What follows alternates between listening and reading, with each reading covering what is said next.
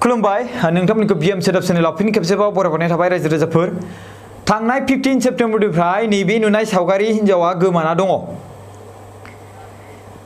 बियो न'खरनिफ्राय ओंखारलांदोंमोन 15 एबा 15 सेप्तेम्बर खालि मानि थाखाय न'खरनि जिखिनि नांगौ मुवा बेसाद जाग्रा लोंग्रा माइरं दालि जियानो हक बेखौ बायनो थाखाय थांदोंमोन जाहैदों। बिनि मुङानो जाबाय मिजिंस्रि बसुमतारी, बिथांनि हौवानि मुङा जाबाय अक्षय बसुमतारी। अक्षय बसुमतारी बुंनाय मथेब्ला बिथाङा थांनाय 15 सेप्तेम्बरनिफ्रायनो गोमाना दङ। बिसोर सानैनि गेजेराव गोबां मोजां अनलायखायोमोन। बाट माबोरै जे गोमादों दा सोरबा डाकेटफोरजोंसो सोरबा जोंबासो फुस्लायनानै लांखारजाबाय ना माबाय हौवाया बिराद कनफिउज आरो गिनाय भाब दं आरोना। बिनि थाखायनो बिथाङा जेरै जों बिएम सोदोब चेनेलाव भिडिअ बानायनानै नागिरो थिग बेबायदिनो बे भिडिअखौ बानायनो थिनहरबाय रायजो राजाफोर। बिनिखायनो आं बानायना होबाय।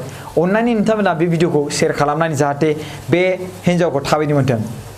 बे मानसिया सुतियानि होनना बुंदों, मिन्स बिश्वनाथ जिल्लानि सिङाव थानाय सुतिया एबा बालिजुरि होनना बुंदों। गामिखौ होनदों जयसिदि मिलनपुरनि।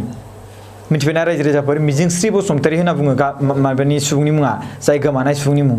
आरो बे गोमानाय सुबुंनि हौवानि मुङानो जाबाय अक्षय बसुमतारी। बिथांमोना सासे फिसाज्ला दङ। रायजो राजाफोर बेबायदि गोमानाया गोबां जागासिनो दङ, मिथिबायना, गोबां जागासिनो दङ। स' बिनिखायनो आं बुंनो सानो नोंथांमोनखौ सोरबा फुस्लायदोंब्ला प्लिज थांनाङा, फासि नांगौ नोङो। आरो बिनि गेजेराव गोबां खाफाल हमनांगौ नोङो, मिथिबायना। दा बेयाव साननो हागौ नोंगौ बाथ्राया सैथो, सोरनिबा हौवाया गाज्रि सोरनिबा हिन्जावा गाज्रि, मिथिबायना।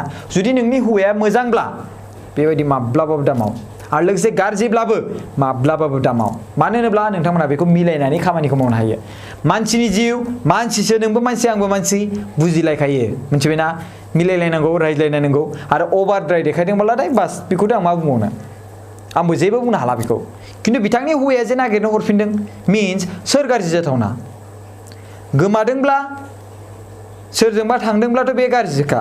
आरो लोगोसे जुदि सोरजोंबा किडनेप खालामनानै सोरजोंबा फुस्लायनानै बायदिसिना लांजादोंब्ला बे खिन्थु बेवहाय बिराद बिपदनि दं आरोना। जुदि नोंथांमोना नुदोंब्ला अननानै खोन्थाहरबानो जाबाय।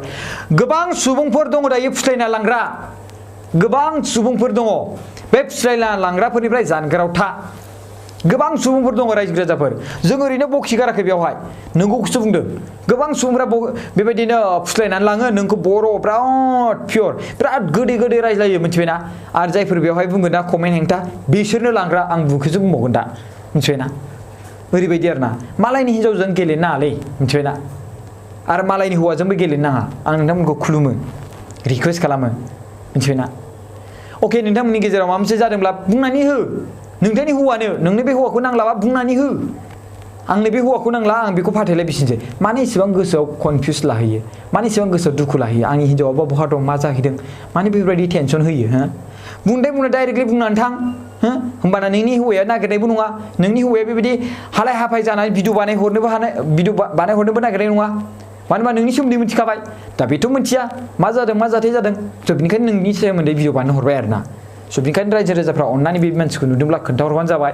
जोंनि बिएम सोदोब चेनेलसिमबो खोन्थाहरनो हागोन 7740039057। आरो लोगोसे बिथांनि हौवानि नाम्बारखौ जों स्क्रिनाव होनानै होखाबाय। आरो लोगोसे नोंथांमोना नुबानो खोन्थाहरबानो जाबाय। डिसक्रिपसनावबो होनो हागोन रायजो राजाफोर। दिनैनि बे बाथ्राया बेनोसै। मिजिंस्रि बसुमतारीया थांनाय 15 सेप्तेम्बरनिफ्रायनो न'निफ्राय ओंखारलांदों माखासे मुवा बेसाद बायनो थाखाय। आरो बे मुवा बेसाद बायनो थांनायनिफ्रायनो दिनैसिम न'आव गैया। अननानै नुदोंब्ला खोन्थाहरबानो जाबाय। खुलुमनाय थाबाय।